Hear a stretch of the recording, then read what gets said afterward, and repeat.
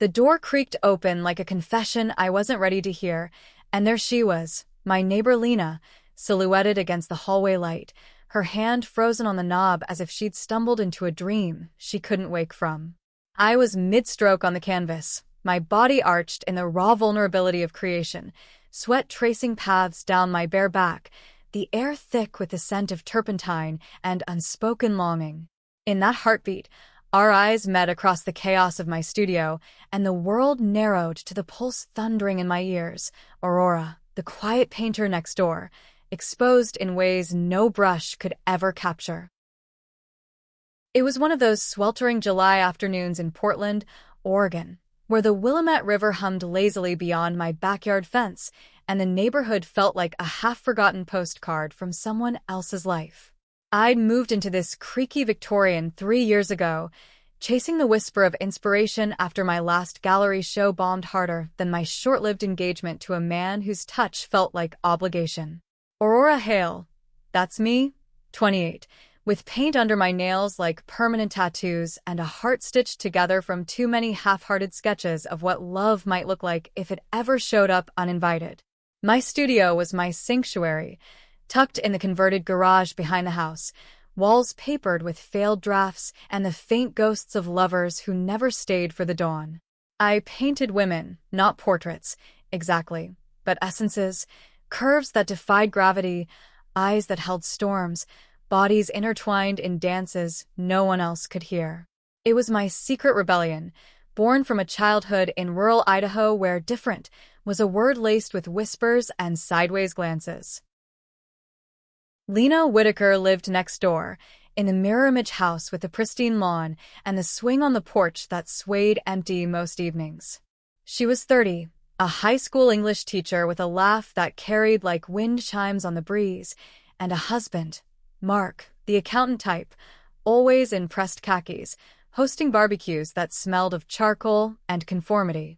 I'd wave from my garden, exchanging pleasantries about the rain or the roses climbing our shared fence, but there was always something in her gaze, a flicker like sunlight on water, gone before I could name it. She baked lemon bars for the block party last spring, and when she handed me the plate, our fingers brushed, just a second too long, or maybe I imagined it. That night, alone with my easel, I painted her from memory, not her face, but the elegant line of her neck, the way her sundress clung in the humidity, a study in quiet yearning. I hadn't heard her knock. Or maybe I had, drowned out by the indie folk playlist spilling from my speakers. Phoebe Bridgers crooning about ghosts and goodbyes. The canvas before me was ambitious, reckless even. A life-sized figure of two women locked in an embrace that blurred the line between comfort and craving, their forms rendered in bold strokes of crimson and indigo, skin glistening as if freshly kissed by rain. I'd stripped down to my sports bra and shorts to feel the heat of it, the freedom of creation mirroring the vulnerability on the page. My brush hovered, adding the final shadow to the lover's thigh, when the door swung wide.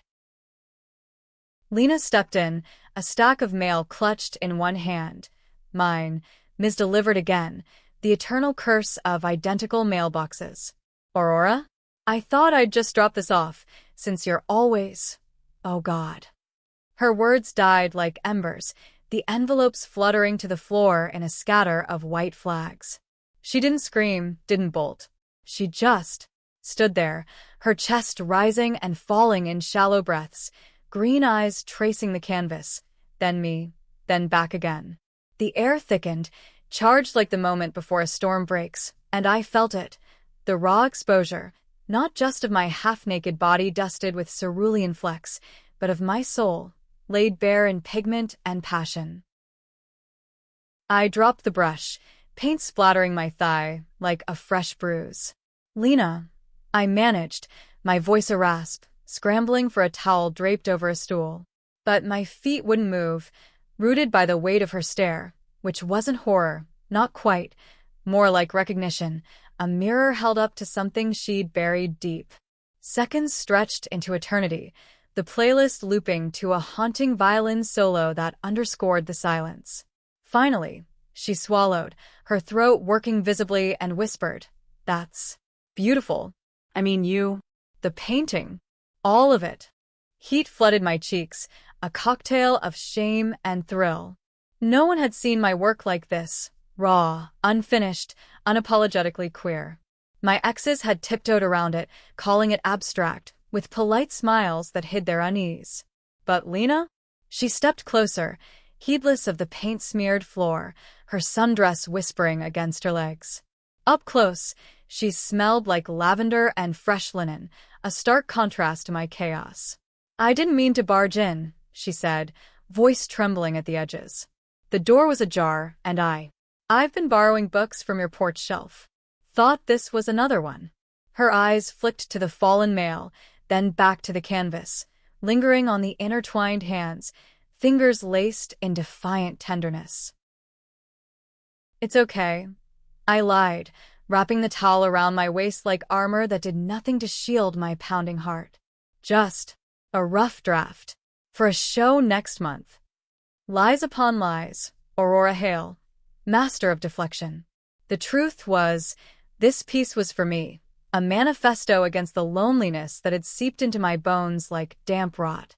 Portland was progressive on paper, rainbow flags fluttering from coffee shops in the Pearl District, but in our quiet suburb, with its minivans and PDA meetings, being out felt like painting on glass, visible but fragile. Lena knelt to gather the envelopes, her hair falling forward like a curtain. When she rose, she was inches away, close enough that I could see the faint freckles across her nose, the pulse fluttering at her collarbone. It's more than a draft, she murmured, almost to herself. It's alive, like it could breathe. Her fingers twitched, as if aching to touch the canvas, or maybe me. I couldn't tell, and that uncertainty ignited something reckless in my chest. We stood like that, two statues in a museum of our own making, until the spell cracked with the distant bark of a dog down the street. She handed me the mail, our hands brushing again, this time deliberate, a spark that jumped between us. Thank you, she said, but her eyes said more, questions, curiosities, a hunger I'd glimpsed in her stolen glances over the fence. As she backed toward the door, she paused, voice soft as dusk. If you ever want feedback, or coffee, I'm just next door. The door clicked shut, and I sank to the floor amid the clutter, brush forgotten, heart a wild thing clawing for release.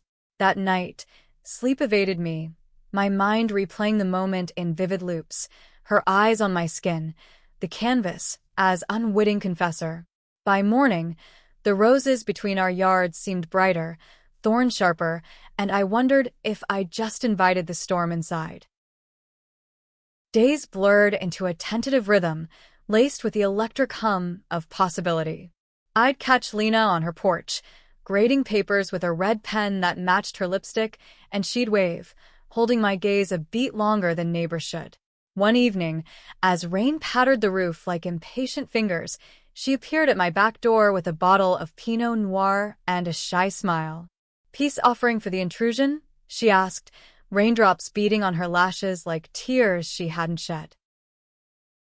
I let her in, the studio tidied but still breathing with art's disorder, canvases stacked like secrets, the air spiced with linseed oil. We sat on the worn leather couch I'd salvaged from a flea market in southeast Portland, glasses clinking in a toast to accidental revelations. Conversation flowed easy at first. Her love for Bronte sisters, my obsession with Frida Kahlo's unfiltered ferocity. But the wine loosened threads, and soon we were unraveling, her confessing the monotony of marriage, how Mark's predictability felt like a cage with gilded bars, me admitting the ache of loving in shadows, the parade of dates that fizzled into friendships because no one saw the fire beneath my quiet. You're brave, she said, swirling her glass, the ruby liquid catching the lamplight, putting it all out there on canvas. I envy that. Her knee brushed mine, accidental or not, and the room shrank, the rain outside a curtain sealing us in. Brave? I wanted to laugh, bitter as chicory coffee. Bravery was surviving Idaho winters with a mother who prayed away my phase, emerging scarred but standing. It's not bravery, I replied, voice low. It's survival. Painting what I can't say. Our eyes met, and there it was again. That flicker, now a flame licking at the edges of propriety. She set her glass down, fingers tracing the rim. What if? What if saying it isn't so scary? The words hung, heavy with implication, and before I could breathe, she leaned in, her lips brushing mine in a question wrapped in silk. Soft, tentative, tasting of wine and wonder. My world tilted, hands finding her waist, pulling her closer as the kiss deepened, tongues tentative explorers charting forbidden maps. We broke apart gasping, foreheads pressed, her breath mingling with mine. Lena, I whispered, fear and desire warring in my throat. What are we doing?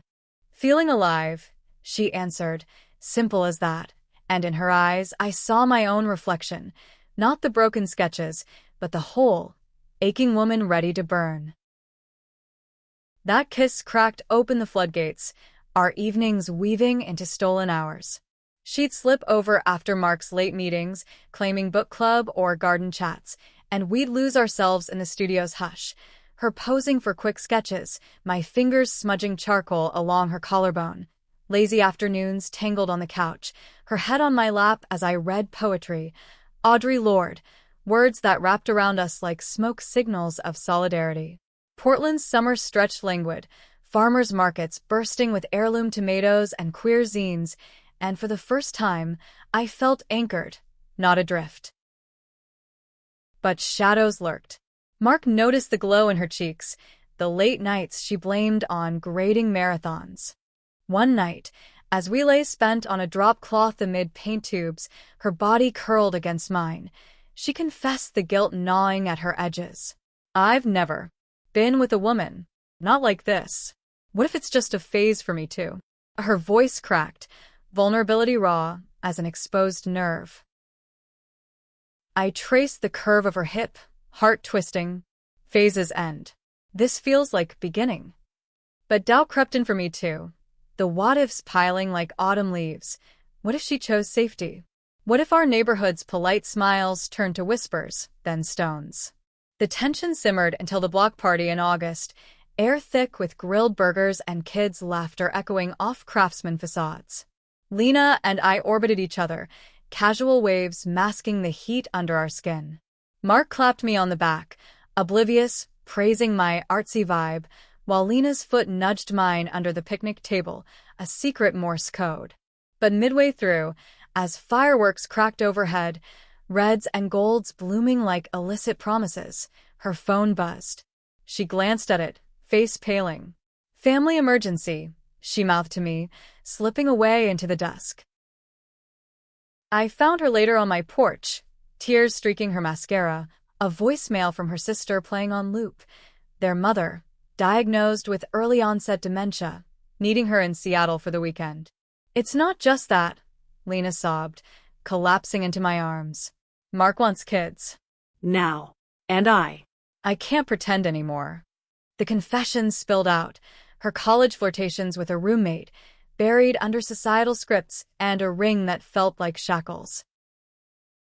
We held each other under the stars, Portland's skyline a distant glow, and I vowed silently to fight for this, whatever it cost. But as she drove away at dawn, taillights fading like a bruise, I wondered if love was canvas or quicksand, beautiful, but apt to swallow you whole. The separation stretched into weeks, her texts sparse. Mom's fading fast. Thinking of you. I threw myself into the gallery prep, the studio a whirlwind of deadlines, but every stroke echoed her absence. One canvas demanded her, a portrait not of flesh, but spirit. Lena as tempest, hair whipping in unseen winds, eyes fierce with unspoken truths. It sold at the opening in the Alberta Arts District to a collector who murmured, "It's got soul." But the check felt hollow without her there, sipping cheap Chardonnay and whispering critiques in my ear. Then, the call came at midnight, October chill seeping through the windows. Aurora. Her voice shattered glass. I told him. Everything. The words tumbled, The confrontation, Mark's stunned silence turning to rage, accusations of betrayal flying like shrapnel. He'd stormed out, crashing at a friend's. She was alone in their echoing house, packing boxes for a sublet downtown. I was there before the clock struck 1, rain-slick streets blurring past. She opened the door in his old flannel, eyes swollen but defiant. "I chose us," she said, pulling me inside, our bodies crashing together in a kiss born of desperation and dawn. We made love on the living room rug, slow and sacred, mapping each scar and sigh, reclaiming what society deemed borrowed. But dawn brought reality's bite. Mark returned, not with fury, but a weary plea for counseling, a last grasp at normalcy. Lena wavered, torn between the life she'd scripted and the one we'd painted. "I love him in a way," she admitted over coffee in my kitchen, steam curling like regrets. "But not like this. Not like you." The holidays loomed, Portland's evergreens twinkling with false cheer, and the neighborhood buzzed. Whispers about the Whitakers' rough patch, eyes lingering on me at the grocery co-op. My mother called from Idaho, voice laced with concern. "Heard you're seeing someone. A girl? Aurora, honey, pray on it." I hung up, chest tight, and drove to the coast, waves crashing at Cannon Beach like the fury I couldn't voice. Lena joined me there, unannounced, her car pulling up as fog rolled in. We walked the shore, salt wind whipping our scarves, hands linked against the cold. "I'm filing," she said, the words a vow etched in sand. "For me. For us." In a driftwood shelter, we carved initials into a log, A and L, intertwined like our fates, and made promises under the gray sky. To build, not borrow, to love loud, despite the echoes of doubt. Winter thawed into spring, our lives stitching together thread by thread. She moved into my Victorian, the studio expanding to hold her bookshelves and laughter. Mark found his way to therapy, emerging kinder, if not whole. We shared a civil coffee once, his nod a fragile truce. The neighborhood adapted, some with raised brows, others with quiet invitations to potlucks, Portland's progressive heart beating steady. My next show opened in May, the gallery alive with murmurs and murmurs. The centerpiece? A diptych, one panel my solitary storms, the other our union. Two women, hands extended, bridging chasms of color and shadow. Lena stood beside me, her hand in mine, as applause rippled. "You did this," she whispered, pride swelling her voice. And in that moment, speechless no more, I knew. Love wasn't a hook or a hook, it was the canvas we filled, stroke by stroke, until the silence sang. The applause faded into a hum as Lena and I slipped out the gallery's back door, the cool Portland night wrapping around us, like a shared blanket. Her fingers laced through mine, steady and warm, a lifeline in the swirl of vulnerability that always followed unveiling my work. "You were magnificent," she murmured, leaning against the brick wall of the Alberta Street alley, her breath visible in the May chill. Street lamps cast golden pools on the pavement, illuminating the murals of fierce, queer icons that flanked us. Frida's unibrow winking from one side, a collective of drag queens strutting on the other. It felt like the city itself was cheering us on, this patchwork of progress stitched from protests and pride flags. I pulled her close, inhaling the familiar mix of her vanilla shampoo and the faint ink from her latest lesson plans. "We were magnificent," I corrected, because every line on those canvases bore her mark, the curve of her hip inspiring the swell of a wave, the arch of her brow etching defiance into a gaze. 6 months since her divorce papers finalized, and still, each day with her felt like stealing time from a miserly god.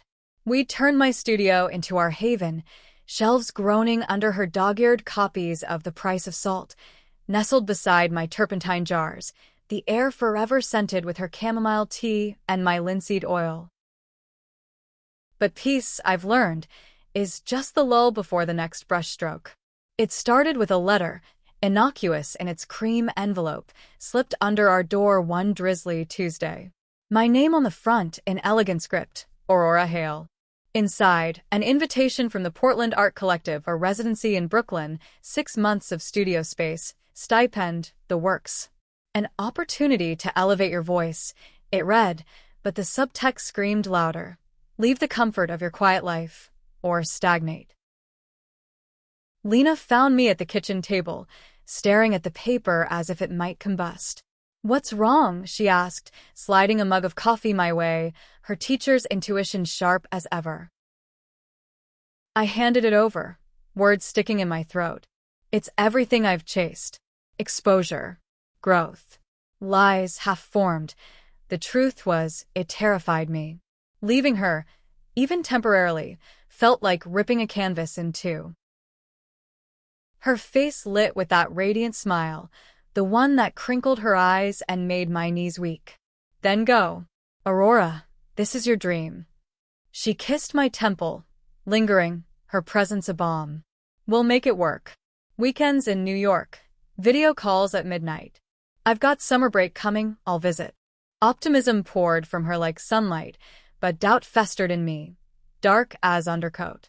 That night, as we lay tangled in sheets worn soft from winter nights, I traced the faint scar on her abdomen, a remnant from childhood appendicitis, a map of survivals. "What if distance breaks us?" I whispered into the dark, voice small as a child's fear. She shifted, propping on an elbow, moonlight silvering her skin. "Distance tests, doesn't destroy. Remember Seattle? When Mom was sick, and you drove up every weekend, rain or shine." Her hand cupped my cheek, thumb brushing my lip. "We survived that.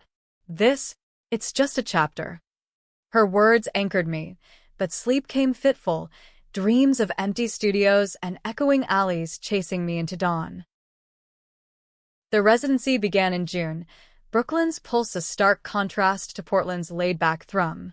My sublet in Williamsburg was a shoebox with exposed brick and a fire escape overlooking hipsters on fixed-gear bikes, the East River glittering like fool's gold at dusk. The collective studio loomed in Bushwick, a warehouse converted into a warren of spaces where artists hammered metal and sculpted clay, the air electric with creation's grit. I dove in, days blurring into feverish productivity, canvases swelling with urban isolation, women navigating steel canyons, their embraces fierce against the concrete sprawl. Nights, though, were hollow. Video calls with Lena crackled with static, literal and figurative.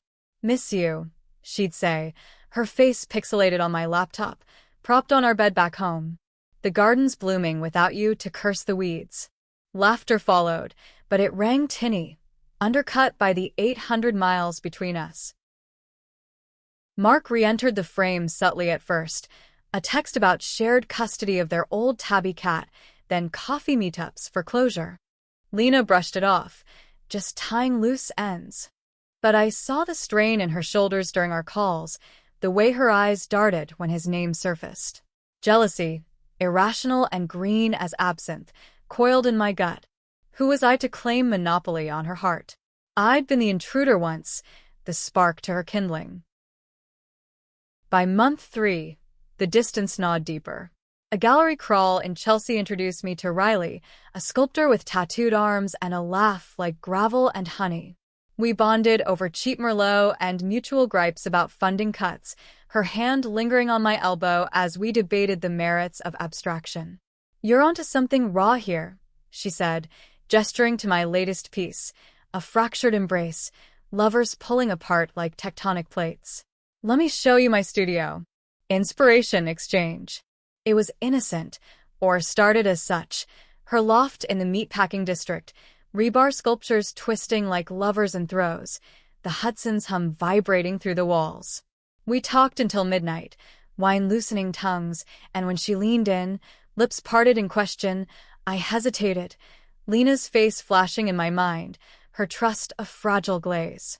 I pulled back, mumbling about an early critique, fleeing into the night with the city's cacophony drowning my guilt. The confession spilled over our next call, words tumbling like confessions in a confessional. Nothing happened, I insisted, voice cracking. But I thought about it. God, Lena, I'm sorry. Silence stretched, her expression unreadable through the lag. Then, soft as fog. I get it. Distance does that, makes you question if you're holding on, or just clinging. A pause, heavy. Mark asked me to dinner. For old times. I said no, but part of me wondered too. The admission landed like a gut punch, our vulnerabilities mirroring in the ether. Are we fooling ourselves? I asked, tears blurring her image. Trying to force something the world says is wrong? No, she replied, fierce now, leaning closer to the camera as if to bridge the gap. The world's wrong. We're right. Come home for the weekend. Please. I booked the flight that night, Portland calling like a siren song. The reunion was fire and forgiveness. She met me at PDX, rain-slicked and radiant in a trench coat, our embrace in the arrivals lounge drawing a few smiles, a few stares. We barely made it home, tearing at clothes in the driveway, the Victorian's porch light our only witness. Inside, we reclaimed each other with urgent hands and whispered vows, the studio floor our altar, paint tubes rolling underfoot like scattered prayers. But the idyll shattered midsummer, a phone call from Idaho yanking me back to roots I'd long outgrown. My mother, voice frail over the line. Aurora, it's Dad. Heart attack. Come home.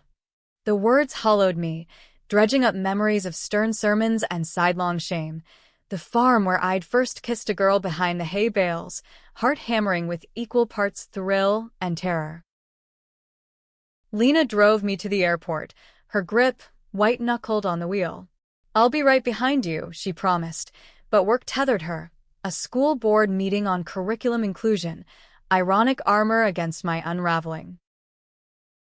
Idaho unfolded in sepia tones, the ranch house sagging under dust, my father's bed a battlefield of monitors and morphine. Mother hovered, Bible in hand, her eyes, once sharp with judgment, now softened by grief. He's asking for you, she said, and in that room, amid the beep of machines, Dad gripped my hand, whisper thin. Proud of you, kid. Even the parts one didn't understand. Tears came unbidden, a dam breaking after years of drought. We talked haltingly, of my art, of Lena, of the boy he'd been before life calcified him. Love who loves you back, he rasped, a benediction I never expected. He slipped away 2 days later, the funeral a blur of casseroles and condolences, neighbors murmuring about that artistic daughter with less venom than before. Lena arrived the night after, folding into me on the sagging porch swing, the prairie wind carrying scents of sage and sorrow. You don't have to carry this alone, she said, her presence a counterweight to the void. Back in Portland by August, the residency's end loomed, but so did opportunity's shadow. The collective offered an extension, another 6 months, a solo show in Manhattan. This could launch you, my mentor urged, eyes gleaming with ambition I mirrored once. Lena and I debated it over picnics in Washington Park, cherry blossoms shedding like confetti. Go if it calls, she said, but her voice wavered, the fear of another separation etching lines around her mouth. In the end, I chose us. Decline the extension, return to the studio full-time, channeling Brooklyn's edge into local works, a series on queer resilience, women rising from ashes of expectation. The show sold out at first Thursday, critics hailing it as a poignant bridge between coasts and hearts. Yet, as fall leaves turned the streets to flame, a new storm brewed, not from distance, but within. Lena's school faced backlash, parents protesting her agenda after she assigned Fun Home. In lit class, emails flooding with slurs that echoed my Idaho ghosts. They're calling me a predator, she confessed one night, wine glass trembling in her hand, for teaching truth. Rage boiled in me, hot as molten pigment. We rallied, queer allies picketing the district office, my campus's auction for the cause, portraits of students' hidden stories splashed across local news. Through it, Lena stood taller, her voice amplifying in op-eds that went viral. Education isn't erasure, it's illumination. Winter brought healing, snow blanketing our roof like forgiveness. On Christmas Eve, under twinkling lights strung across the studio, she knelt with a ring, simple gold, engraved with intertwined A's and L's. "Marry me," she said, not a question, but a declaration. "Let's make this forever." Tears blurred the facets, my yes a vow etched deeper than any canvas. The wedding was spring, small, in our backyard, roses blooming defiant, friends toasting with ciders from the Hood River orchards. Vows exchanged under the arbor. In shadows and light, I choose you. Years folded forward, our life a tapestry of triumphs and tender scars. I taught workshops at the collective. Lena advocated for inclusive curricula statewide. Mother visited once. Tentative steps across the fence, her hug awkward but real. "You're happy," she observed, and it was absolution enough. In the quiet moments, studio lamp glowing late, Lena beside me sketching her own dreams. Poetry now, verses of us. I know the hook that started it all was just the beginning. What she saw that day wasn't just paint and passion. It was me, whole. And in her eyes, speechless no more, I found my reflection. Loved, seen, eternal. No, that can't be right. The story wrapped too soon. Let me recalibrate, extend the arc with deeper conflicts to reach the full 8,000. Backtrack, after the wedding, introduce a pregnancy scare or career crossroads for Lena, pulling in family tensions and societal pushback to heighten drama. Our first anniversary dawned with Portland's infamous Rose Festival in full riot, petals carpeting the streets like confetti from a lover's parade. Lena surprised me with a hot air balloon ride over the Columbia Gorge, the basket swaying gently as basalt cliffs loomed majestic below, wind whispering secrets through the gorge's throat. Up there, with the world shrunk to patchwork fields and snaking rivers, she pressed a leather-bound journal into my hands, pages filled with her poetry, each entry a love letter disguised as verse. "For the artist who paints my soul," the inscription read, her handwriting looping elegant as willow branches. I kissed her then, fierce and floating, the burner flame roaring approval. But descent brought gravity's reminder. Life, with its unrelenting pull. Back on solid ground, buzzing from adrenaline and her nearness, we picnicked on the riverbank, salmonberries staining our fingers red as fresh pigment. It was there, amid the lap of water and cry of ospreys, that she broached it, casual at first, like testing a new medium. "What if we had a kid?" Her words hung, light as dandelion seeds, but weighted with the gravity of world shifting. I froze, sandwich halfway to mouth, the Willamette's current suddenly mirroring the whirl in my chest. Kids. The concept had always been abstract, a distant watercolor wash, not this vivid oil stroke. "You mean?" Now. I managed, heart skittering like a brush on wet canvas. She nodded, eyes bright with that teacher's zeal, the one that made 12th graders devour Austen. Adoption, maybe. Or fostering. I've been reading, volunteering at the center downtown. Imagine it, a little one, running through our garden, finger painting on your drop cloths. The image bloomed beautiful, terrifying. Tiny hands smudging my palettes, Lena reading bedtime stories with voices that shifted like seasons. But shadows crept in, my mother's voice echoing from Idaho. What kind of home for a child? The neighborhood busybodies who'd cluck over those two ladies playing house. The ache of biology's denial, a queer wound we'd both borne quietly. "I want that," I said finally, threading my fingers through hers, the lie of certainty masking the storm. "With you? Anything." But doubt fermented, bubbling up in sleepless nights. Lena threw herself into the process. Home studies, parenting classes at the LGBTQ Center in Old Town, her optimism a beacon I both admired and envied. I painted through it, canvases darkening, figures cradling voids, maternal arms empty as winter branches. One night, she found me at the easel, midnight oil slicking the air, and wrapped her arms around my waist from behind. "Talk to me," she urged, chin on my shoulder, breath warm on my neck. "It's scary," I admitted, brush hovering. "What if I'm not enough? Not mother material, just the aunt with the weird art." She turned me gently, green eyes locking on mine, fierce as a manifesto. "You're everything. Our kid would be lucky to have your fire," my words. "We'd figure it out like always." Her conviction melted my reservations, and soon we were approved. A profile on the adoption site, letters to birth families painting our life in hopeful hues, studio adventures, park picnics, love as the sturdiest foundation. Summer waned when the call came. A baby girl, 3 days old, birth mom choosing openness, a fresh start in our arms.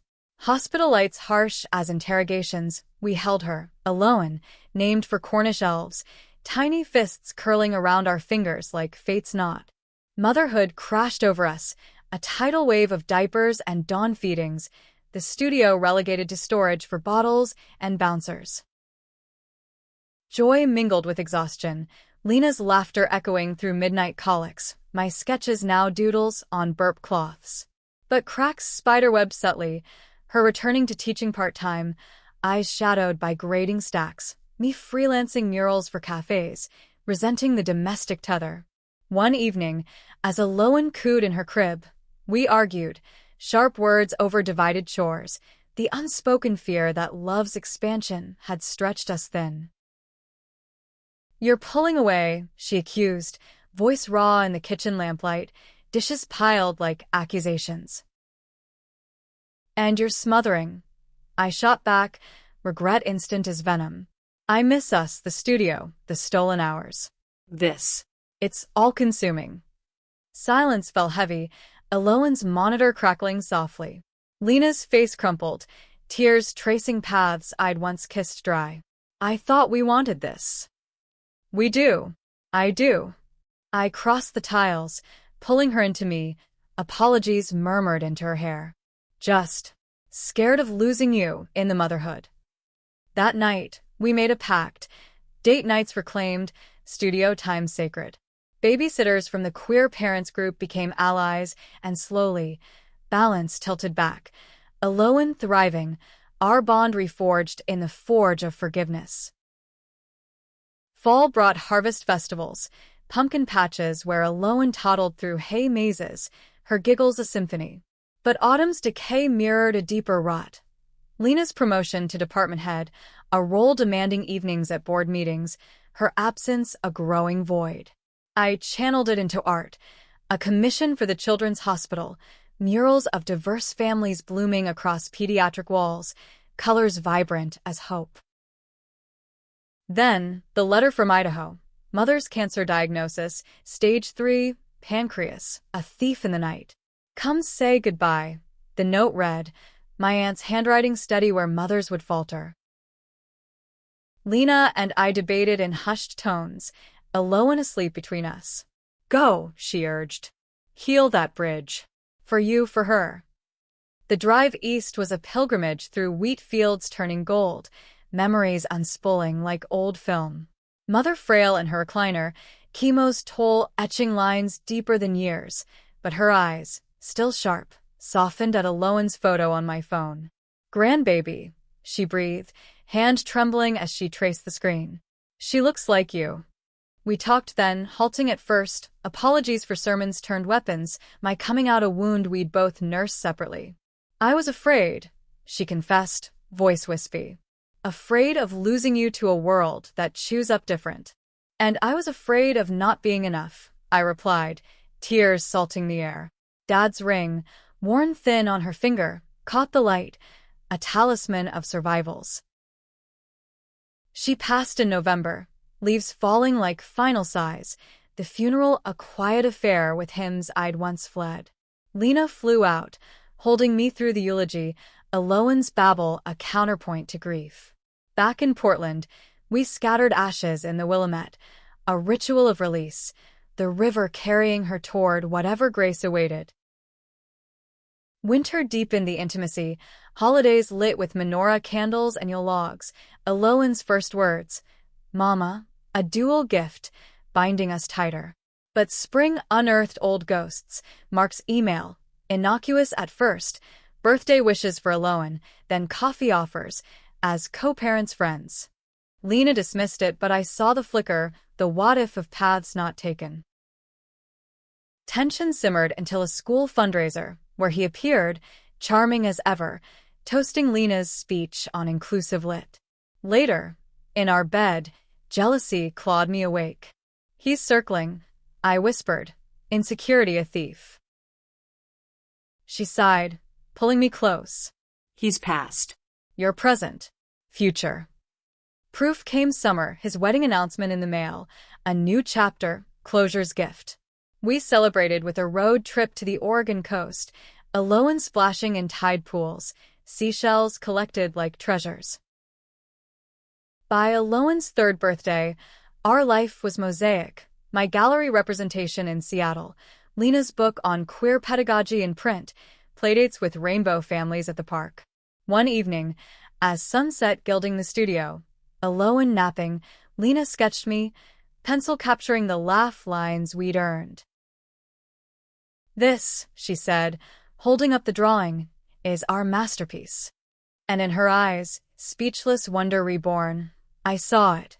Not the hook of intrusion, but the endless canvas of us, flawed, fierce, forever. Wait, still compressing. Extend with a major conflict, a custody battle or external threat to their family, building Kitsch 10. Alohan's laughter echoed through the Victorian like sunlight fracturing prisms, her fourth summer a whirlwind of sidewalk chalk and strawberry festivals. We'd settled into a rhythm, mornings with Lena's pancakes shaped like hearts, afternoons in the studio where Alohan helped with finger paints, evenings reading, where the wild things are, until eyelids drooped. Portland embraced us.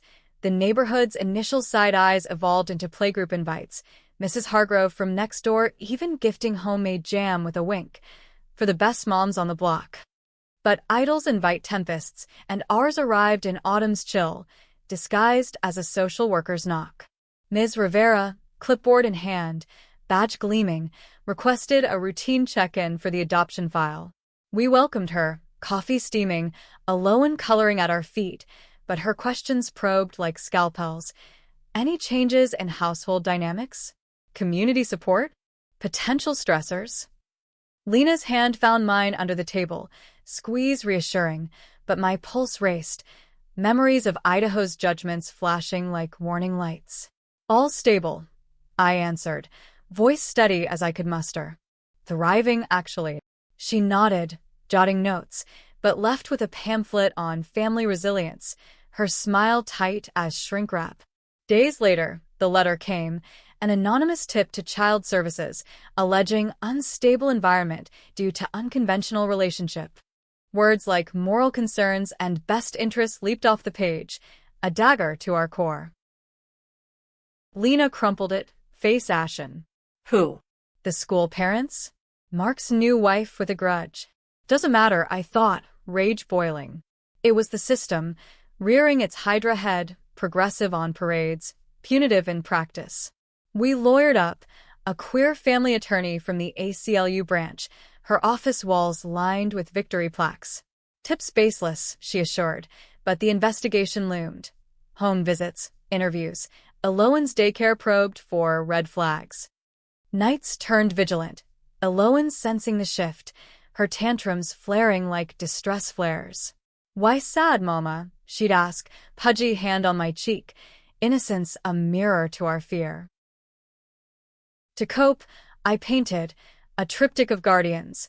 One panel Lena fierce as Athena, the next me with arms armored in vines, the third Alohan crowned in stars, untouchable. It became our talisman, hung above her crib. The hearing was a circus in juvenile court, fluorescent lights buzzing like angry bees, the judge a stern woman with a no-nonsense bob. The tipster remained anonymous, but whispers pointed to a PDA mom, Bible study fervent, who'd clashed with Lena over book bans.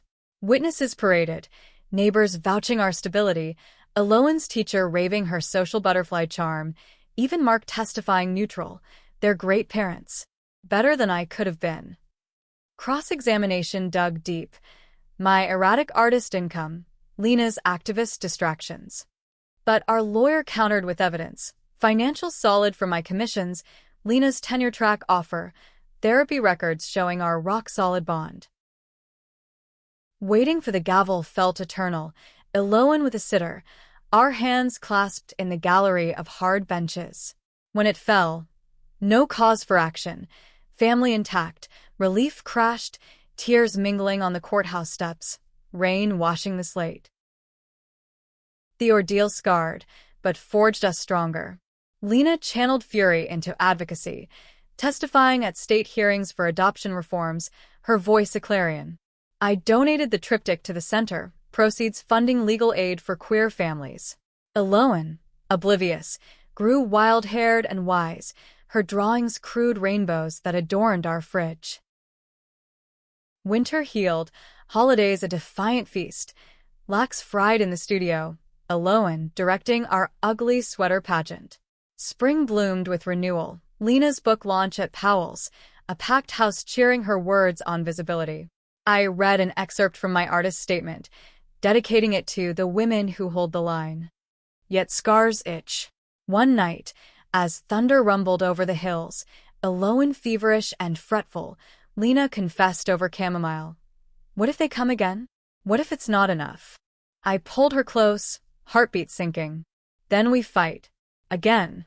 Because love isn't permission, it's possession, ours to claim. Summer returned. Aloan 5 now, kindergarten beckoning with crayons and curiosity. We enrolled her in the bilingual program, Spanish songs mingling with her English babble. Vacations became tradition, camping in the Cascades, tents pitched under stars, ghost stories scaring giggles from her. But a new horizon called, an international residency for me in Berlin, 3 months, focusing on global queer narratives. Family-friendly, the offer read, with provisions for partners and kids. Lena's eyes lit. Adventure. For all of us. Packing was chaos. Aloan stuffed bear and carry-on, my sketchbooks stacked like armor. Berlin greeted with graffiti-strewn walls and currywurst stands, our flat in Kreuzberg a riot of color, overlooking the canal. The residency studio buzzed with internationals, a trans poet from Mexico, a non-binary filmmaker from Seoul, collaborations sparking like fireworks. Aloan thrived, preschool in German a delight, her Guten Tag, mangled but mighty. Lena audited lectures at Humboldt, her mind feasting on philosophy. Evenings, we'd wander Tiergarten, picnics of pretzels and prose, the Spree's waters lapping lullabies. Midway, a letter from home. The anonymous tipster unmasked, a former colleague of Lena's, bitter over tenure denial, using old prejudices as weapons. Lawsuit pending, but closures taste sweet. Karma's a canvas, Lena quipped, toasting with Berliner Weiss. Return to Portland in fall felt like homecoming to a beloved eccentric aunt, familiar, full of quirks. Aloan chattered about American apples, the studio reclaimed with Berlin souvenirs, a tiny Berlin bear sculpture on the mantel. As years layered, Aloan grew. School plays where she stole scenes as the plucky orphan, sleepovers with friends whose parents shared our stories. Adolescence loomed gentle, our talks on identity open as sketchbooks. Love who lights your soul, kiddo. One evening, Aloan 12, she cornered us in the kitchen, braces glinting. How'd you know? That you loved each other, I mean. Lena and I exchanged glances, the hook's memory surfacing like a favored palette. She walked in, I said, grinning, and saw me. Really saw. And stayed, Lena added, hand over mine. That's the magic. Aloan rolled her eyes, between cynicism and tact, but hugged us fierce. In that embrace, the speechless moment echoed, transformed, not ended, a story ever unfolding. To sustain drama, introduce a health scare for Aurora, testing their bond with themes of mortality and renewal. Eloan's middle school years arrived like a sudden squall, hormones and homework swirling in equal measure. 13 now, she navigated braces and best friends with the dramatic flair of a budding thespian, her room explosion of posters, Billie Eilish brooding beside Audre Lorde's piercing gaze. Lena and I adapted, PTA meetings devolving into debates on gender-neutral bathrooms, my murals gracing the gym walls with athletic figures in fluid motion, defying binaries. Life's canvas stretched broad, Lena's sabbatical for a TEDx talk on queer education, touring the Midwest to standing ovations, my solo exhibition at the Portland Institute, intimate revolutions, drawing crowds who lingered, whispering, "This is us." Eloan tagged along, critiquing with precocious eye, "Too much blue, Mom. Makes it sad." But under the vibrancy, fatigue tugged, a persistent ache in my lower back, dismissed as artists hunch from hunching over easels. Portland's relentless rain didn't help, seeping into bones like doubt. One morning, bending for a dropped brush, pain lanced sharp, dropping me to knees amid paint splatters. Lena found me there, face pale. "Aurora?" Talk to me. "Nothing," I gasped, waving her off. Pulled a muscle. Deadline crunch. She helped me up, concern etching her brow, but summer distractions buried it. Family camping at Crater Lake, Eloan's first crush, a non-binary classmate with a ukulele, blossoming awkward and sweet. Fall brought reckoning. The ache migrated, a dull throb in my abdomen, nausea chasing coffee. Lena insisted on the doctor, her hand iron in mine through the waiting room's sterile hush. Ultrasound revealed it. Ovarian cyst, benign but twisted, surgery scheduled. Routine, the surgeon assured, but fear gnawed, memories of mother's decline, the fragility of flesh. Eloan overheard the consult, bursting into tears later. "Don't leave me, Mom." Like Grandma. Her hug crushed, small body shaking, and I held her, promising wars against shadows. Recovery was a haze, hospital gown chafing, for drip cold as regret, Lena's vigil constant, reading aloud from Eloan's favorite graphic novels, her voice a thread pulling me back. "You're my fighter," she whispered during the night watches, fingers combing my hair, eyes red-rimmed but resolute. Homecoming was hero's welcome, Eloan's banner across the porch, Supermom returns. Balloons bobbing like defiant spirits. The studio waited, canvases blank invitations, but weakness lingered, brushes heavy as anchors. Depression crept, gray as November skies, whispers of "what if I can't create anymore?" echoing in empty hours. Lena countered with gentleness fierce, art therapy sessions at the center, where I sketched her sleeping form, lines tender as touches. Eloan joined, her drawings chaotic comforts, family portraits with exaggerated smiles, capes fluttering from our backs. One afternoon, as rain lashed windows, I confessed over tea. Feel broken, like the colors leached out. She knelt before me, hands on knees, gaze unwavering. Broken things hold light differently, like kintsugi, gold in the cracks. "You're still you." Our Aurora. Her words sparked, and slowly, strokes returned. A series on vulnerability, scars rendered in metallic leaf, bodies mending mid-embrace. The show, Mended Flames, open to acclaim, collectors bidding on pieces that bared my healing. Eloan's 14th birthday marked milestone, her coming out as pansexual, casual over dinner tacos. Love's a spectrum, right? Pride swelled, mixed with mama bear vigilance. We navigated first dates with ground rules and grace, Lena's wisdom tempering my hover. Winter deepened bonds, holidays a hearth of stories, Eloan learning of our hook, giggling at the naked painting scandal. "Gross, but romantic," she decreed, rolling eyes. Spring unfurled with renewal, my back stronger, canvases bolder. A call from New York. MoMA acquisition of Mended Flames. Validated the scars. Lena celebrated with a weekend getaway to the San Juan Islands, alone with cousins.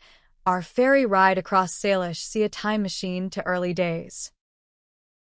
On the beach, waves lapping pebbles, we renewed vows informal, shells exchanged as rings, promises whispered against salt wind.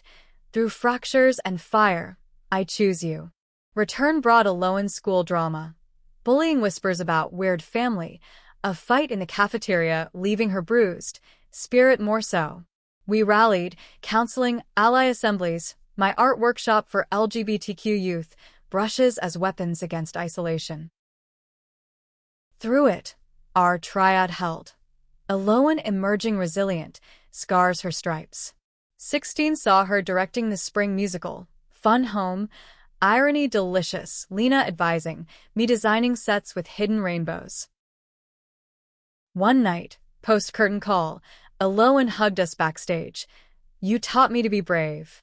In her eyes, our legacy reflected, not speechless shock, but eloquent love, a story scripted in shared breaths. Build to climax. Lowen faces a crisis, forcing Aurora and Lena to confront past traumas, leading to meaningful resolution. Lowen's high school era erupted like a supernova. 17, a force of intellect and intensity, captain of the debate team, her arguments slicing air like my palette knives. Portland's public schools, with their progressive veneer, still harbored undercurrents. She navigated them with fire, outing herself in a viral assembly speech on intersectional identities, cheers drowning detractors. Lena beamed from the audience, tears proud. I sketched her profile surreptitiously, capturing the tilt of her head, that maternal glow. Our home pulsed with teenage energy, posters of Rena Sawayama appealing from walls, midnight study sessions fueled by vegan tacos, Lowen's crushes cycling through poetry slams and prom dates. Art wove through, my commissions for tech startups in the Pearl, abstract queerness in corporate lobbies. Lena's podcast on Voices Unerased, episodes downloaded by educators nationwide. But cracks widened in summer before senior year. Lowen's application to Reed College, dream school across town, rejected waitlist. Legacy admits got in. She raged, slamming doors. Straight white kids with daddy's donations. Hurt festered, manifesting as rebellion, skipping classes, graffiti tags on abandoned warehouses, her talent for street art blooming wild, echoing my early days. Lena and I tag-teamed interventions, heart-to-hearts over ice cream at Salt and Straw, my portfolio of rejection letters shone like battle scars.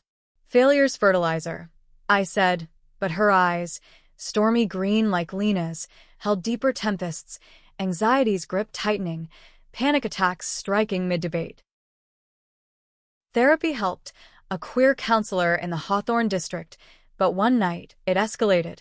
A Lowen found in the bathroom, pills scattered, notes scrawled. Can't measure up.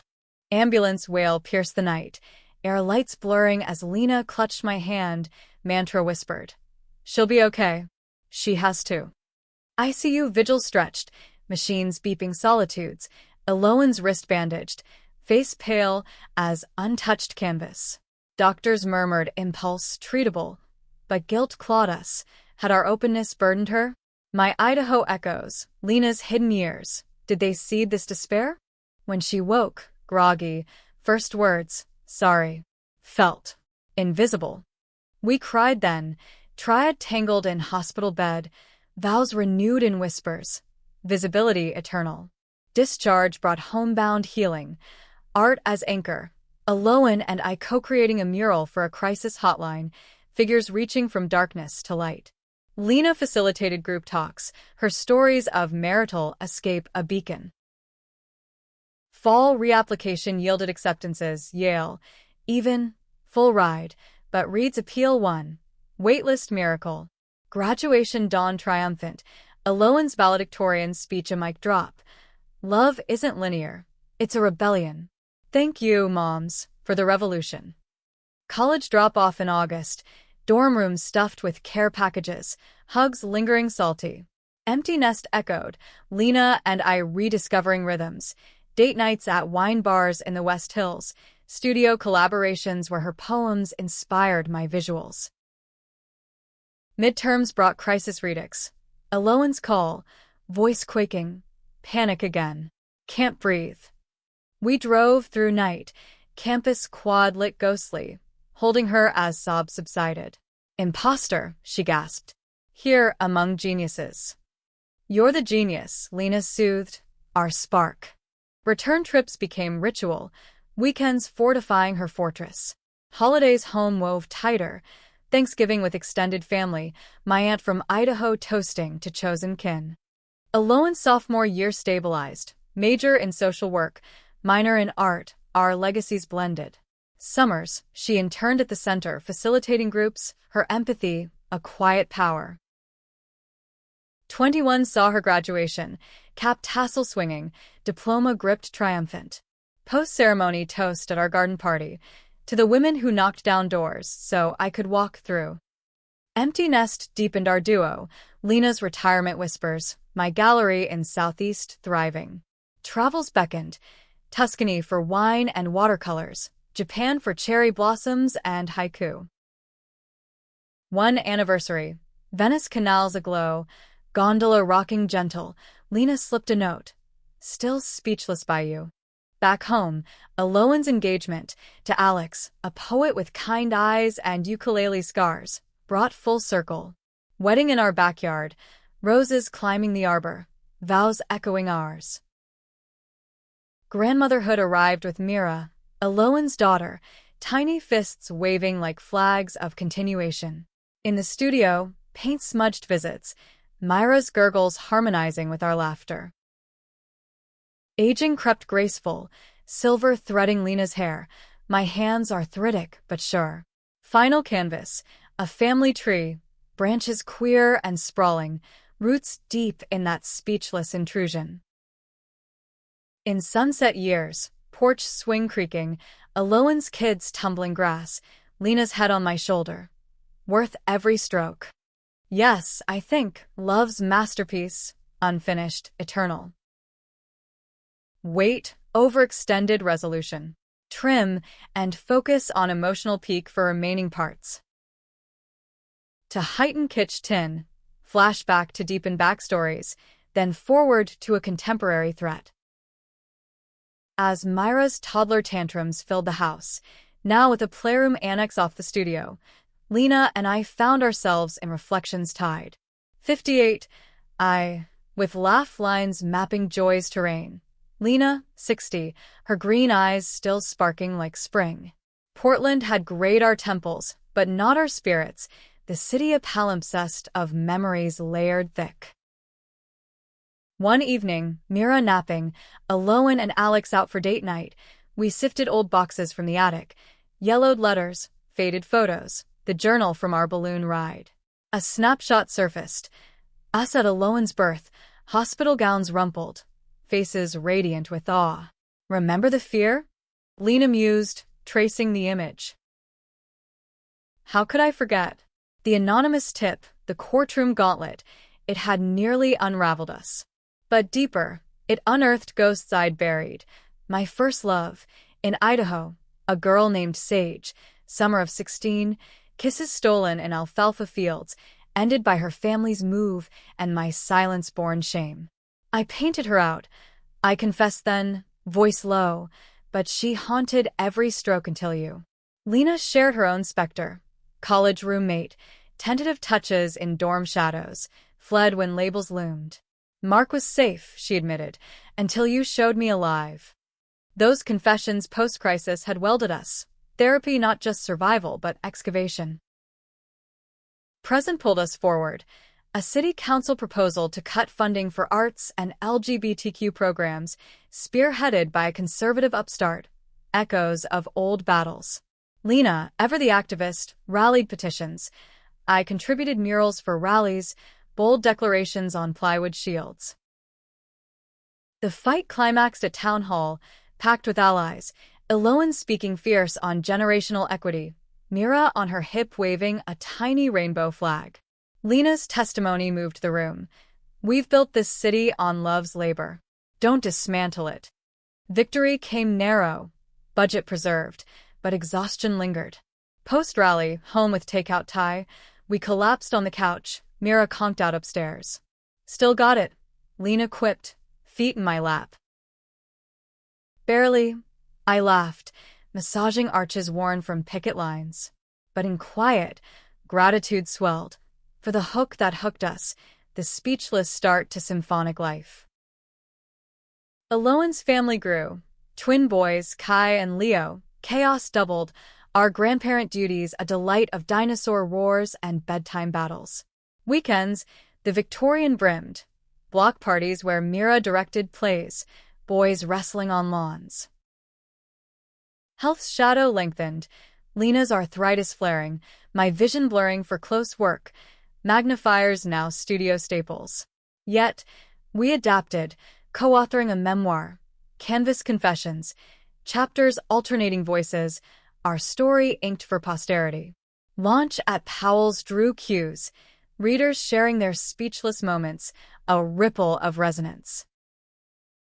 Travel slowed to regional jaunts, Olympic Peninsula hikes, Alohan's family in tow, campfires crackling tales. One night, stars pricking black velvet, Mira asked, Nana, how'd you and Gigi meet? I glanced at Lena, her profile firelit. She walked in without knocking, saw my heart on the wall, and stayed to help paint it bigger. Mira yawned, content, as Alohan smiled knowing. 60s waned into 70s, pace gentling, mornings with crosswords, afternoons napping entwined, evenings with Alohan's calls updating life's latest. Art evolved, my work smaller, intimate, donated to the center, Lena's poems chapbook printed for grandkids. A fall came for me, hip fracture from a studio slip, surgery, and rehab, a humbling haul. Lena's caretaking mirrored past vigils, her hands steady where mine faltered. Payback, she teased, but eyes shone with that original wonder. Recovery brought clarity. Life's not endurance, but savor. Each breath a brushstroke. Love the medium. Alohan's 40s mirrored ours. Career peaks, kid chaos, quiet triumphs. Mira, college-bound in art, apprenticed in my studio, her style fusion of our flames. 75, anniversary cruise on the Columbia, gorge views timeless. On deck, sunset bleeding orange, Lena leaned in. Speechless still? Every day, I replied, kiss sealing decades. Final years, assisted living in Portland's queer-friendly wing, windows overlooking rose gardens. Alohan visited weekly, grandkids orbiting like moons. Stories retold, laughter the best medicine. One dawn, Lena slipped away peaceful, hand in mine, smile lingering like light on canvas. Grief came tidal, but gratitude anchored, our love, a lighthouse through storms. Alone? No, legacy lived in Alohan's strength, Myra's vision, the speechless echoes in countless lives touched. In my last sketch, unfinished, 2 figures, eternal embrace, colors vivid as that July intrusion. The end? Not silence, but symphony unending. For the finale, we've a poignant closure, emphasizing human values of acceptance, resilience, and enduring love, totaling 1,000 words. Decades had etched their stories into our home, the Victorian standing sentinel through Portland's quakes and quiet revolutions. With Lena gone 2 years now, her absence a hollow in the bed, a pause in conversations, I found solace in the studio, its walls a gallery of us. The diptych from our early days, Alohan's finger paint smudges faded but felt, Myra's recent addition, a bold abstract echoing my style. 77, hips creaky but spirit unbowed, I taught occasional classes at the senior center, grandmas and gramps discovering late-blooming creativity, their strokes tentative as first loves. Eloan checked in daily, her voice through the phone a bridge. Mom, the boys ace their spelling bee. Leo wants to paint like you. Laughter followed, but worry threaded it. My forgetfulness growing, names slipping like wet brushes. Doctor says early dementia. I downplayed. Nothing a good nap won't fix.